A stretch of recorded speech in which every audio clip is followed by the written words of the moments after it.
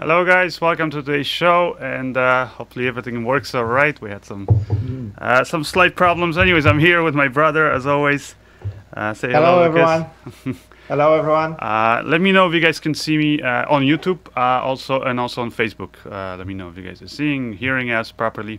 Anyways, I'm back in my studio because I was on the road the last 2 weeks, kind of working on a bunch of different things. Yeah, and anyway, so like I said, back in to do the regular show. So we're gonna show some submission, or I think one submission right now, and we're gonna talk about the different gift ideas for Christmas for filmmakers, for somebody in your life, or maybe for yourself. There's a list I'll show you actually of stuff that, like things that I wish, hopefully Santa can bring me. Or if any of you out there, I don't know, maybe you're Santa's little helpers, or you know Santa personally, or maybe you just have really deep pockets and you don't know what to do with it, and you want to help out a filmmaker, then I'll mention those things too. And let me know actually what are your sort of like wish list as a filmmaker, like what are the things you're really hoping and dreaming to get out there. And also I'm going to show you some different recommendations of just different things from like, expensive gear to like super cheap. What I think is sort of cool little things that I think any filmmaker would enjoy for all kinds of budgets. So let's get started. So Lucas, by the way, I don't even have a chance to ask you today before the show. Do you have any suggestions? Yeah, I was thinking about it. I'm not sure though whether this year, I've been good enough to really hope to get anything. But no, there's a couple of things. Like I use the Panasonic G85, so there are a few lenses that have been on my mind. So like there's this pretty nice the 42.5 millimeters, the f1.7, the prime lens. And for which So it's camera not, or which mount? it's for the Panasonic, the micro two. So micro four thirds. Oh, okay. Yeah, so it's a prime lens. So I have the 25 millimeter, which I really like. Again, it's like fast lens and narrow depth of field, and so it's really nice for photos and videos. And this one is more of a portrait lens, longer. But I like the 25 millimeters. I think I would like this one too. And one thing though, for example, these lenses don't have the dual IS, right? Okay. So that was also like I wasn't sure whether how useful they would be for video. But again, my experience with the 25 mil lens has been really good. Like still, just even with the dual IS, just I guess the stabilization in the camera and in the lens, like working separate from each other, still gives you pretty good stabilization. So I've been happy with that one. So that's why I would want to get my hands on that portrait lens here. Mm-hmm. And the other thing I'm looking, well, there's one lens that's more expensive though. It's the Panasonic f2.8. The ones you have a set of those, 12 to 35, and the 35 to was it 100 millimeters. That's a great lens. Like I love it with my GH4. But do you think it's worth forking out the money for the the generation 2? Because I have the first version. I don't know. Like because we again using your lenses from the first generation lenses on the G85 or on the GH5 when we tried, like it was still good stabilization. So I'm not really sure whether, and people have done also tests online and haven't really seen big like difference, right? But again, if there's future software upgrades, I don't think the first generation is going to get any upgrade, whereas they're going to support the newer lenses, right? So maybe for that reason you might want to spend and if I pay the extra money right now, like B&H has a $300 off on the first generation lens for the shorter, the 12 to 35, whereas on the second generation it's only $100 off. So yeah, you can save yourself money on the first generation. I'm still not sure, but I mean again right now I'm not sure whether Santa will be so good to me. Well, if you've been really good, he will be, right? All right, so let me just kind of show you guys, I guess, what I'm thinking. So the first thing, and I put the list down in the description of the video. But the first thing is it's a little pricey. That's all I'm gonna say. I'm gonna just show you guys, so you guys can enjoy the numbers here with me. This is the price. It's what is it? Basically 34,000. I don't even know why they even bother at this point, like putting 33,995. But anyways, yeah, it's it basically is the what do you call it? The Red Epic, right? What's the new Red Epic with the new sensor, right? The 8K helium sensor, and it's yeah, I think it's just I mean, you know, it's I think it's a camera that doesn't that much needs to be said about it. It's tried and tested and everything. What's cool is that well, B&H finally carries red cameras, and they provide you kind of a nice kit, because I know, like, you know, usually all the projects that I've shot on the red cameras, you kind of just, at least for me, it's usually a rental, right? You get the rental and you just you get the different accessories and basically the whole kit from the rental house. Whereas in here, it's kind of nice, because I know before, when I was looking at buying the different red packages and stuff, it's kind of a headache trying to figure out what exactly do you need. Because if you just buy the camera, you know, you're nowhere close to being able to start, you know, actually filming with it. So it's nice that B&H kind of provides this whole kit. So nice kit. If you're interested and you have that kind of money, look at it. I'm not gonna go over it. And if you have, you know, like I said, a lot of extra money and you want to help me out, you know, you know how to get in touch with me. But anyways, now let me look at the next thing. So next thing that I'm actually kind of looking at seriously at getting is the Ronin. And here's actually like a little video where I was testing out. This is the DJI Ronin 2. And the reason is because it can handle bigger camera, has like nice newer kind of updated it has a newer updated what do you call it, updated software for it, so it's just easier to configure and work with and all that stuff, and that's one of the reasons why yeah, why I'm kind of, I guess, recommending it, or you know, well, I guess, yeah, I can say I'm recommending it, and I'm also hoping to get it myself. Now, another thing I know, if I'm gonna get it, is I'm for sure gonna get it with the Ready rig, which you can see me kind of demoing here in this video. The Ready rig is just, it's just freaking awesome. There's not much to say. You can see just the reason is because the gimbal itself, DJI Ronin 2, is a lot heavier, so you kind of like just carrying that gimbal by itself is already hard on your arms. But once you put up the bigger cameras, which it can handle, then forget about trying to handle that smoothly and walk around with it for a long time. Ready rig, it just literally makes it feel like it's just floating in front of you. So that's one of the reasons. And now it's not cheap.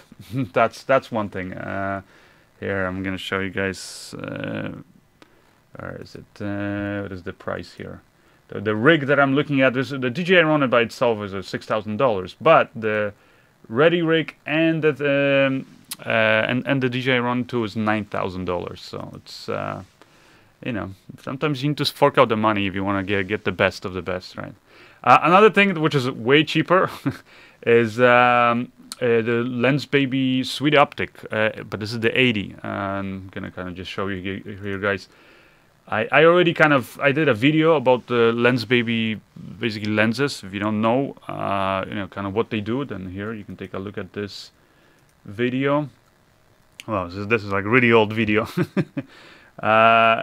Hold on, where am I? I think it's basically this little accessory you get, and you can tilt the lenses, and you can create basically like sort of like tilt shift kind of you know, soft kind of spot focus in your shots, which is great for photography and for videos. I've used it on a lot of like films and videos, music videos actually I've shot. You can see here's one little test like that. So you can see you can selectively basically focus on just a part of the image, and that can be in the middle, on the top right corner, left corner, whatever, wherever you want it to be. And then you can throw off the rest of the image, like gradually more and more into this kind of streaky out of focus effect. And it's a cool effect. Obviously, it's not something you're gonna do for everything, but great for photos and all that stuff. Here's a music video that I did with it. Okay, I think for this music video it worked beautifully. And like I said, it's just a cool effect. Kind of adds this almost kind of a dreamy, I guess, kind of a look.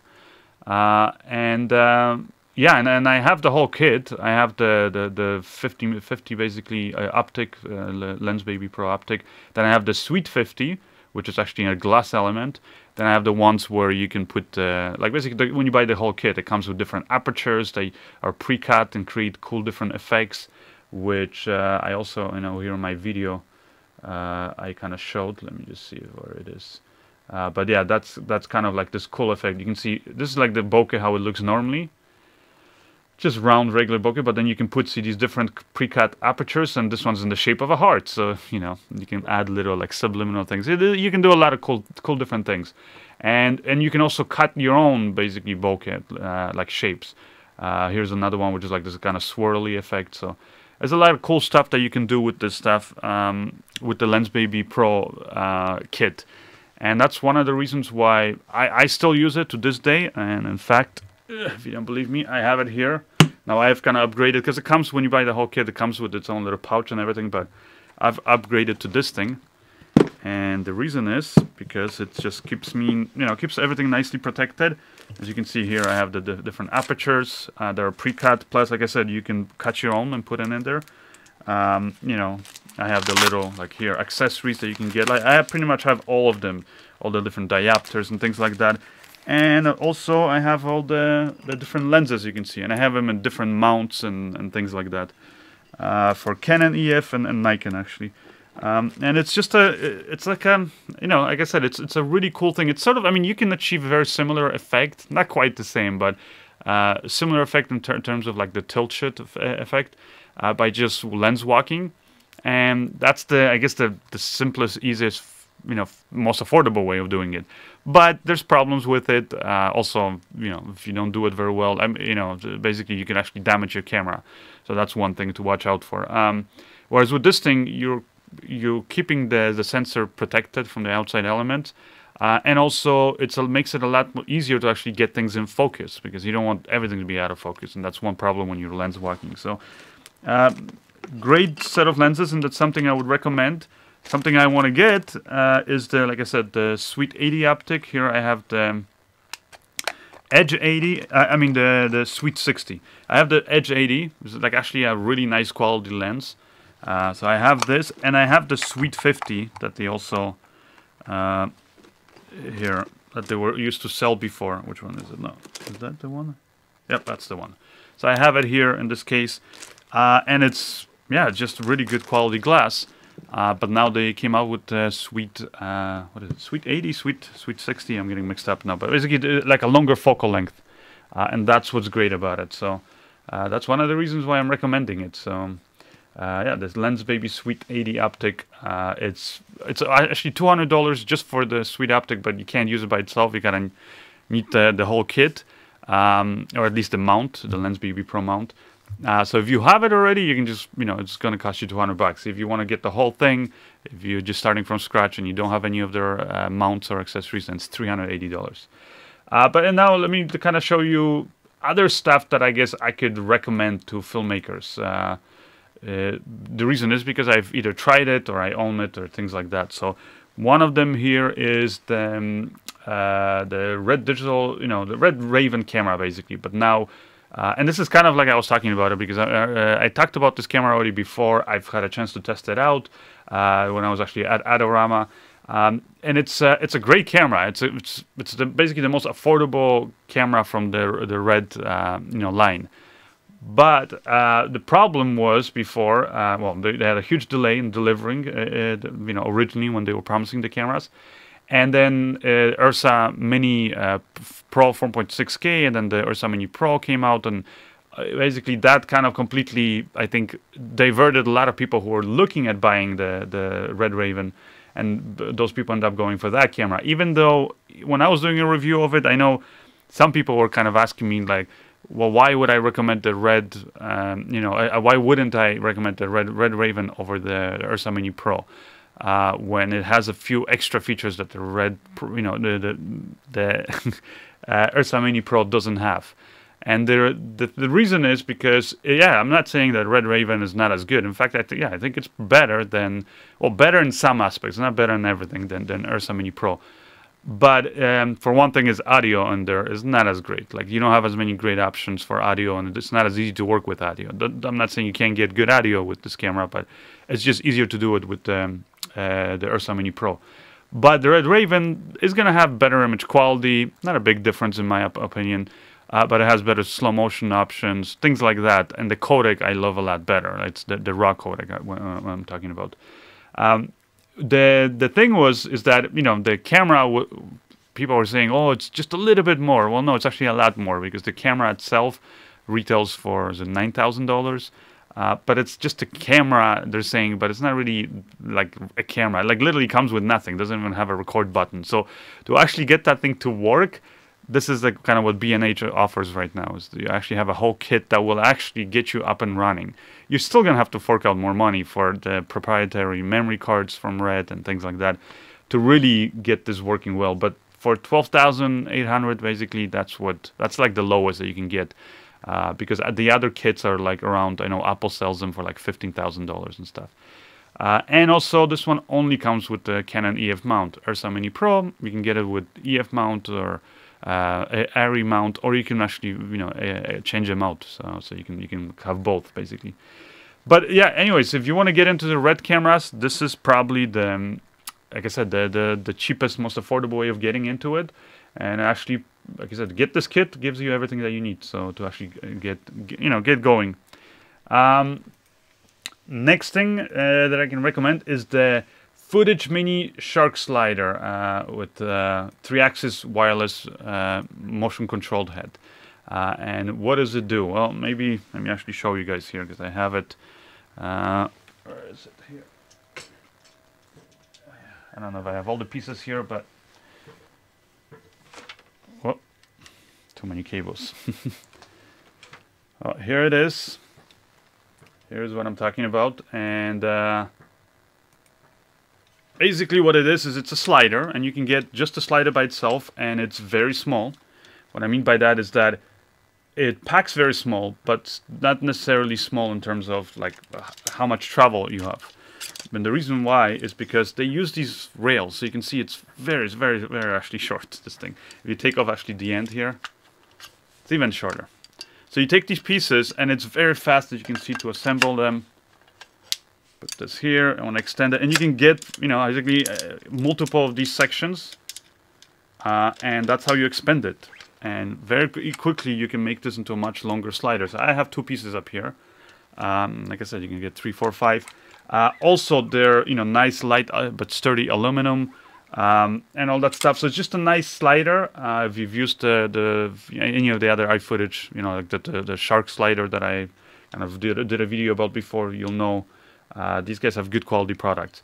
Now, another really cool thing about this is that it works amazingly well with their new, basically 3-axis wireless motion control head. So you have this thing up here. This will allow you motion basically in this way. It's actually a 4th axis, because it travels up here basically up and down the slider. Plus up here you have pan and tilt, and it's gonna work with.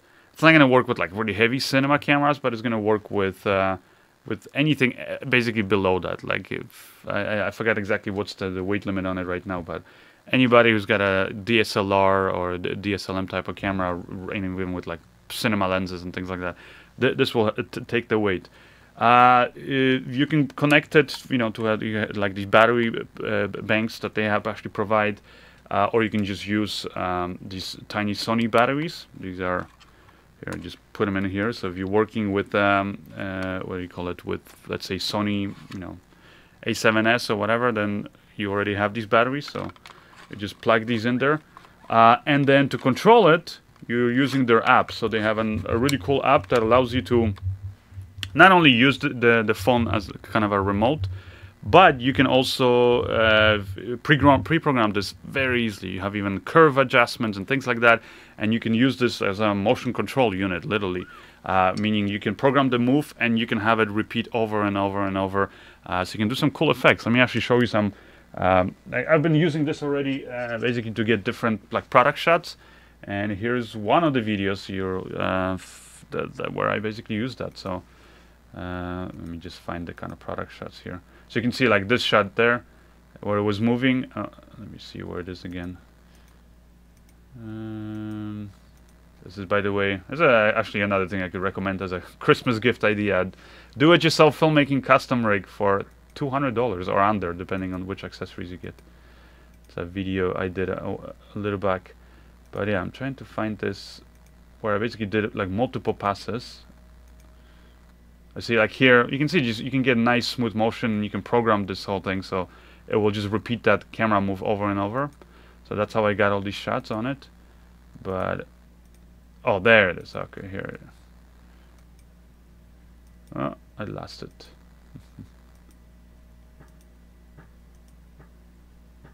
Where is it? Okay, there. So you see, I have a shot of just the camera here, and then I basically the camera move is the same, and then I just replaced it and I add accessories. So you can do like this almost, like I said, multiple passes to do different effects. Let's say you get a pass with your actors, with your, let's say, explosions and things like that, while you're having a camera, you know, actually moving in the shot.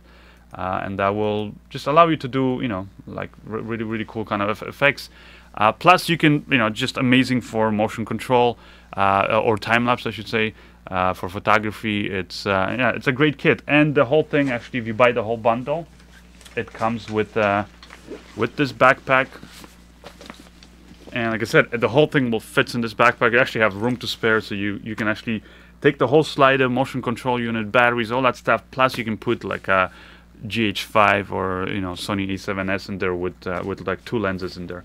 So yeah, it's kind of cool. Nice bag, and like I said, it comes with everything in there. You know, and the reason is because the whole thing just folds so nicely, right? It's so small. So the iFootage Shark Slider Mini is one of the things I can definitely recommend for you guys. What's the next thing here I have on my list? It's the Lensbaby Pro Composer Kit. I showed it to you guys. You know, that's one of the things that I love using myself. And the next thing is the gimbal, Zhiyun-Tech gimbal. I think that's a cool, and the reason why I'm showing this one is because in my review of all the gimbals like this year, I was kind of, I mean, I said that all of them were great and they all produce great image quality, but I kind of was pushing more for the Moswa Air.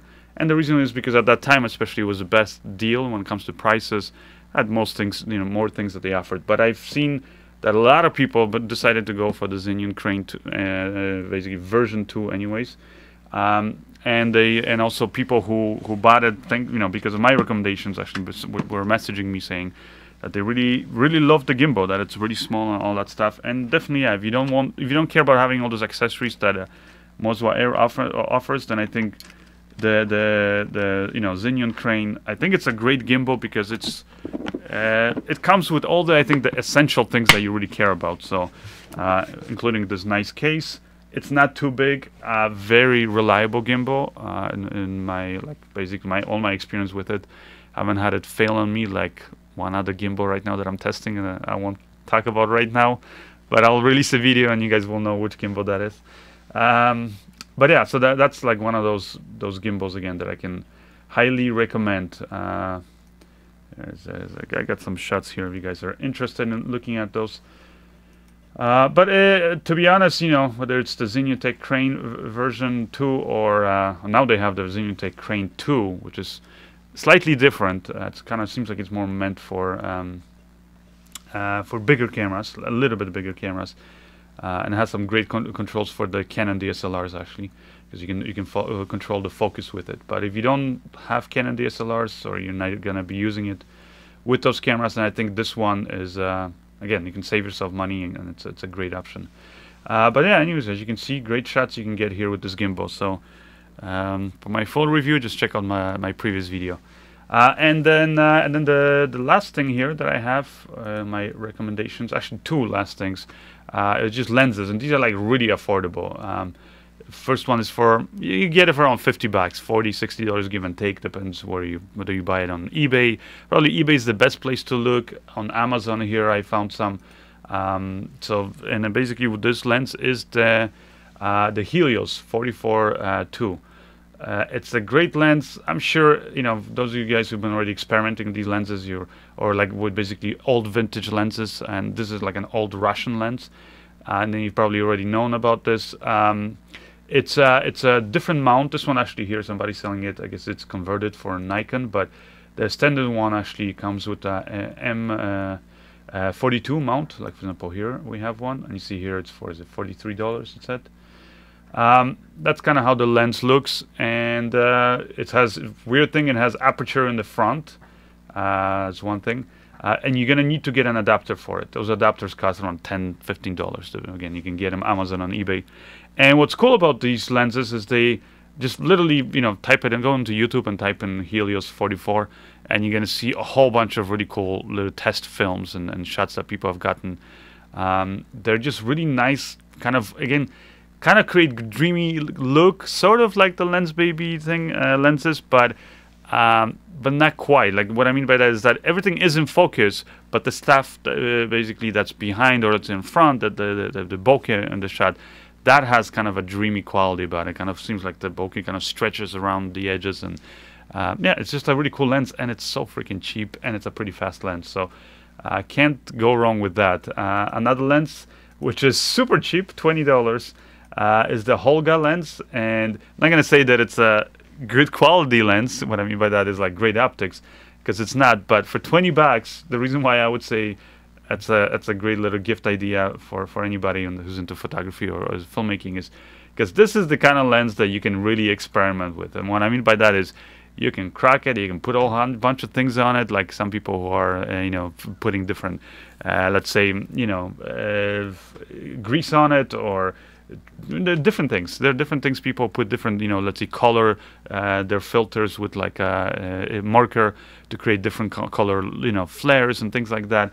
Well, it's a cheap plastic lens, and you can even just completely take out the plastic, glass or plastic element inside of it here, and you can kind of use it as a pinhole camera to it. So it's kind of like I said, it's a fun little lens to kind of play around with. Can't go wrong with it. And like I said, you can get in all the different mounts too, and it's $20. So that's one of the things I can recommend.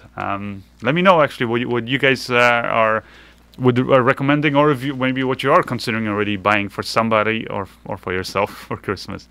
Lucas, any other ideas you have, or you want to add to the list? I also was looking at the NAB show this year, right? Mm-hmm. We're looking at the DJI Osmo models. They have a whole bunch of models, but like they look like they're interesting products. Like I'm looking here right now here at the DJI Osmo Plus. So the one comes right away. You get the camera and the gimbal, right? Mm-hmm. It's a 4K video, and it's cool. Like that it's a small camera. You get good video quality, and it's obviously stabilized. I guess two things that I would be concerned about is, and I see it's popular here. Like a lot of people on B&H, they're marking this product as on their wish list. Mm-hmm. So I guess a lot of people are considering buying it, but I guess I would be concerned with the audio, right? How good of an audio you get, I guess, unless you use an external recorder, or also with like obviously, I guess they do have some attachments for lenses, right? But like you don't have much of a control in terms of the optics, right? Yeah. Do they have any attachments? Do you know? I'm not even sure exactly. No. No, not really. No. No. So those are, I guess, the two things like that you lose out when you get a system that's kind of all it's a package, right? And you don't have much flexibility, but I think for I would looks good, like just for some YouTube videos or some even family videos, like if you could get really good quality stabilized shots, good video, and it's it's a simple small product. Yeah. And it's nothing crazy. I guess it's $600. It's not cheap, but so that's something I haven't used it. I just you're just interested in it at the NAB, and but I'm intrigued. Okay. So. Well, if you like ideas for what you want to get me, then all right. Well, I'm gonna pass it on to Santa. How about that, Lucas? Okay. All right. But and like I said, maybe Santa has got extra money to spend this year. I don't know. Maybe he invested into bitcoins or something, and he's got so much money he doesn't know what to do with it. Although Bitcoin's been crashing lately, so yeah. So it might be a miserable Christmas. Here's to answer some questions. Somebody saying you can get a interchangeable lens mount actually for the the Red cameras, the Red Raven. Well, it's actually not true. Like, well, you can get it for all the other cameras, but the Red Raven. The Red Raven, that's I think one of the reasons why they make it more affordable. I mean, it's still an expensive camera. Is that it only comes with Canon EF mount. You're not able to interchange it. Now, Canon EF mount can be adapted to certain things, like for example, some people are saying, well, you could technically use it with some Array lenses, although it's not going to work with all the Array lenses. If you get the PL to Canon EF adapter, I'm going to be actually doing a video about that because I'm testing one like that too. And the reason is because some of these old Array lenses really protrude a lot deeper, and then basically, and they're very thick, so they're just not going to fit inside basically the camera body with the EF mount on it.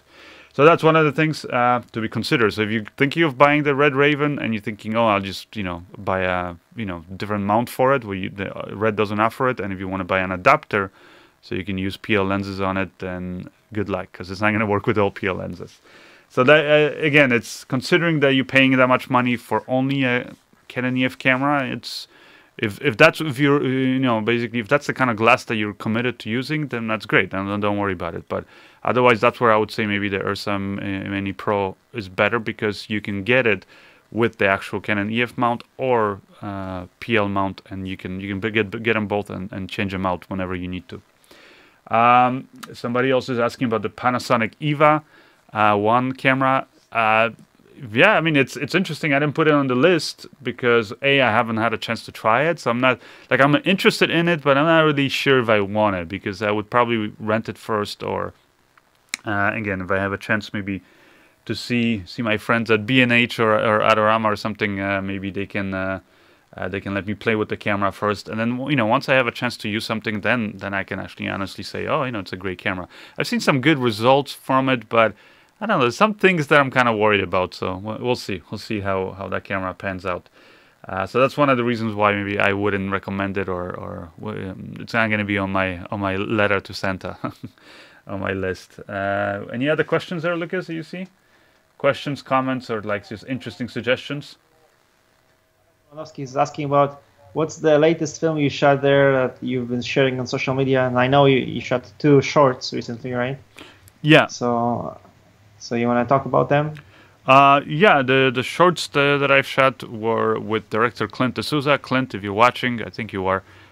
Shout out to you. I've done a bunch of products. It seems like I've just been working with Clint like crazy in the last 2 years, but I have been doing some other things outside of basically working on Clint's films. But this last week, yeah, it was kind of fun because, well, the last 2 weeks I was in Toronto, and I went. We shot a film with him, kind of like a drama, which we kind of shared. Well, yeah, we shared some behind the scenes. It was kind of the last live stream that I did was actually on the set of that film. And that's the film called Trust, right? Yeah, that's the title of it. Well, I don't want to say the title because I still don't know if that's going to be the final title. It could change, but the working title is Trust.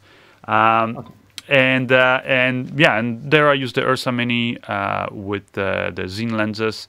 And then it was actually really cool. I used this new slider I got from Camera Gold, massive thing. It's a little bigger, heavy to carry, but it's kind of necessary if you're working with a big cinema rig like we had on that shoot. And so it worked out great. We got some nice shots. We were going for this kind of a clean, very clean kind of a look, sort of almost like Clint was asking me to kind of he was inspired, I guess, sort of by the look of House of Cards. So. The Netflix show. So that was a film, and then after that we had actually a film screening of a film that we shot in 2016. Yeah, called #Actors Life, and that was the last screening. I actually had a really good festival run, that film, and the last screening was at the Hamilton Film Festival, just outside of Toronto. So we went there, we got to see that film, plus some other cool films, plus there were actually some. Well, there was one really horrible film there. I don't know.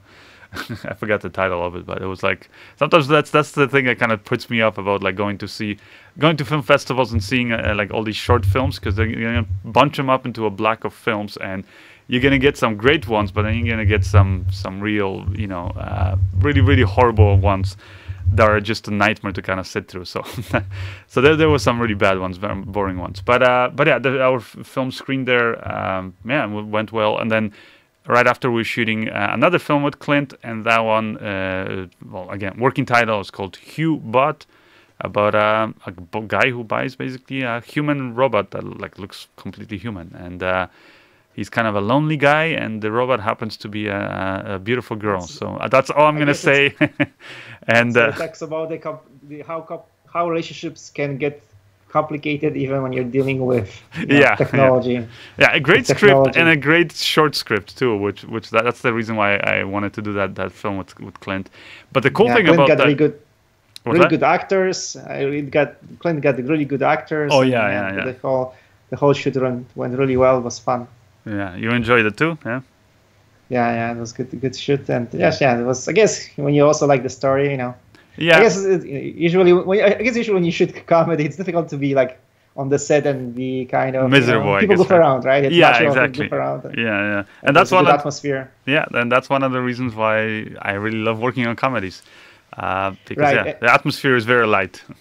Wanted to add also one thing, because I think it's kind of official topic, but that video is going to go, that film is going to go on our YouTube channel Galga TV, that we are kind of reviving. Yeah, it sounds like that's where it's going to be released. So yeah.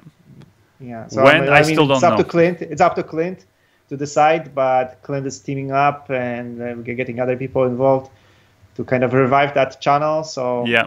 So whenever we have some comedy that fits better to that Galga TV channel, I'm going to share the link here in the chat for that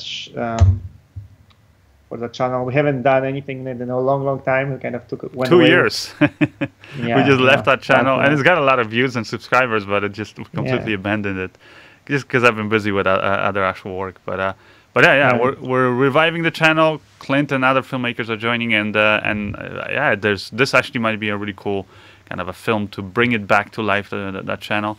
And another cool thing actually about that short, it's a short film that I shot with Clint, was the fact that I used the anamorphic lenses from SLR Magic. So we shot on the GH4.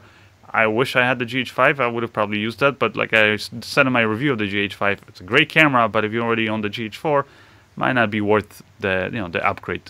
So for me, I didn't care, because I'm still recording externally to 10-bit using the Atmos Ninja Inferno. So to me, like the GH5 itself, there was no sense to keep it. So I returned that, but I'm using the GH4 to this day. And like I said, I shot that film on the GH4, but using the SLR Magic anamorphic lenses. There's a set of 3 that I have, 35, 50, and an 85 millimeter. Great, little anamorphic lenses, and they're so far the most affordable anamorphic lenses you can get. Now, they're micro 4/3 mount only, so that's something to keep in mind. But I kind of wanted to shoot on those lenses because I wanted to, I wanted to kind of show you guys, and also just kind of test it out myself, really, how it performs on a narrative kind of a setup, because I've shot a whole bunch of tests about it, and if you saw my review of the GH5, you've seen some of the tests I did. But now, I actually had a chance to use it, and film's not edited, but I did go through all the footage, and I'm really happy with it. Not happy with everything. There's some little things here and there that I'm going to talk about in the review of those lenses, but definitely if you're going for an anamorphic look, that's like the easiest way so far that I've worked with basically without having to spend a lot of money renting the really expensive anamorphic lenses, or with basically bothering going through all the adapters and all these things, because the adapters work. I'm testing actually another SLR Magic at 2x anamorphic adapter that will work with any camera, because it's basically you have to put it on a taking lens, and it's you can get good results, but it's not easy to work with. So again, if you're interested in seeing kind of what you're able to do with that, and the good and the bad things about it, again, I'm going to release a review of it. But yeah, that was a cool thing about that film. So, any other questions, Lucas? Before I don't really think so. Maybe we can go ahead and show the submission. One submission we wanted to share. Yeah, and if you guys, we're kind of coming back to the show. Like I said, I'm back in the studio for the next month. I'm pretty much going to be stuck here, editing a whole bunch of things, and there's a film I'm planning to release in the end of this month. So I'm just going to be working here. So basically what I'm saying is, since I'm not going to be shooting on location as much now, I'm going to actually be able to do the show here every Sunday. So submit your films, trailers, work in progress, whatever it is that you want to show off on our channel. Yeah. But are you saying the weather in Canada last week scared you, that you're retreating and not coming out till the spring? Well, I don't know about that. It was a bit cold, no? It was cold. No? Yeah, it was cold, but I mean, we were shooting indoors pretty much, so that wasn't the thing. But it's well, although yeah, I'm thinking actually of going down south to Florida or something, so that might happen. But no, it was just literally like I actually have like all this stuff. Like I've shot a whole bunch of things, and I gotta finish now, edit them all, put out all these videos and deliver them. So that's really the reason why. But I mean, I love Canada. Canada is I said, well, Canada can get cold. It's not as bad as some people think, but it can get cold. So anyways, we have something here from Jimmy Kimmel. Oh no, Dylan. Okay. So Jimmy Kimmel. I knew that I was gonna. Okay, we have a submission from Dylan Kimmel. It's funny. I saw the Kimmel and I'm like, Jimmy Kimmel. No, Dylan Kimmel. And it's he's a director of photography. Like a little project that he did. That he said it was for his cinematography class, and but he's just thinking how he can improve it and all that stuff. Yeah. But like I think the one key thing was like he was supposed to tell a story without audio, right?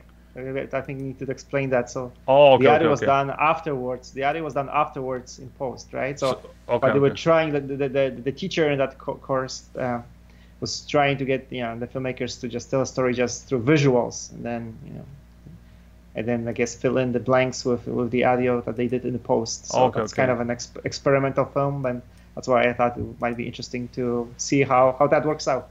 All right, how that worked out. So let me show it here. So here is Dylan Kimmel's short film.